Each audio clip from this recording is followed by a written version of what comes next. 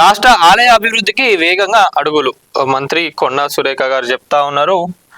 తెలంగాణలో ఆల్మోస్ట్ మనం చూసుకుంటే ఎన్ని గుళ్ళు ఉన్నాయి ఇక్కడ రాష్ట్రంలో మొత్తం 699 గుళ్ళు ఉన్నాయంట. ఆ గుళ్ళకి వెళ్ళి కూడా లాస్ట్ ఇయర్ 2023లో చూసుకున్నట్లయితే ఎన్ని 373.55 కోట్ల ఆదాయం వచ్చింది.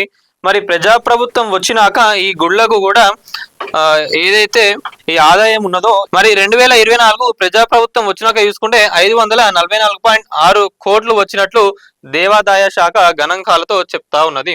మరి ప్రజాప్రభుత్వం తెలంగాణలో వచ్చినాకనే గుళ్ళన్నిటికీ కూడా గత ప్రభుత్వం బీఆర్ఎస్ ఉన్నప్పుడు కేసీఆర్ గారు, గత ముఖ్యమంత్రి కేసీఆర్ ఎవరైతే ఉన్నారో ఖాళీ ఒక టెంపుల్ లేదా ఒకటో రెండో టెంపుల్స్ పైన దృష్టి పెట్టి వాటిని డెవలప్ చేసిండ్రు.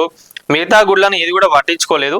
ప్రజాప్రభుత్వం వాటిపైన దృష్టి పెట్టి అక్కడ జరుగుతున్న అవకతవకలు కానివ్వండి, ఆ టెంపుల్స్ ని డెవలప్మెంట్ చేయడం కానివ్వండి, రీస్టోర్ చేయడం, ఏదైనా కూడా ఇట్ మేబీ ఎనీథింగ్, బట్ అన్నిటినీ కూడా మంచిగా చేస్తున్నాం అని చెప్పి కొండా సురేఖ గారు చెప్తా ఉన్నారు. ఇంకా జస్ట్ ఈ ఇష్యూ ఏదైతే ఉందో ఇది చాలా మంచిదే.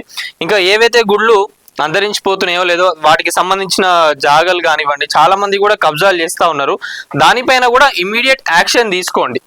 ఇమీడియట్ యాక్షన్ తీసుకొని ఆ గుళ్ళకు సంబంధించిన జాగాలు ఏవైతే ఉంటాయో వాటిని కాపాడితే ఇంకా చాలా బాగుంటుంది.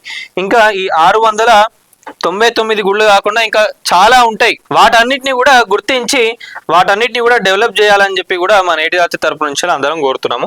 ఒక్కో దగ్గర ఒక్కో విధంగా ఆలయాలను అభివృద్ధి, బాసర నుంచి కీసర దాకా అన్ని డెవలప్ చేస్తున్నాం దేవాదాయ శాఖ.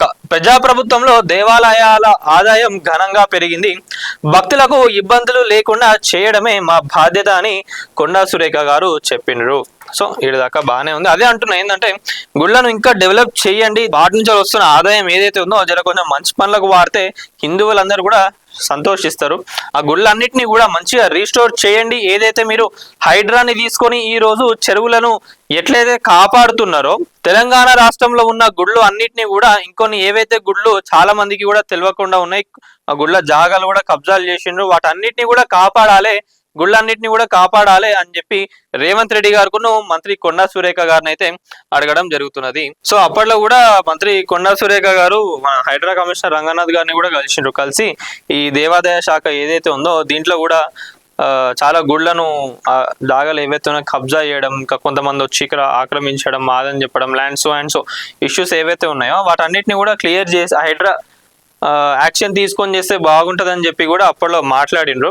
అట్లా తీసుకొని డెవలప్ చేసినా కూడా హ్యాపీయే.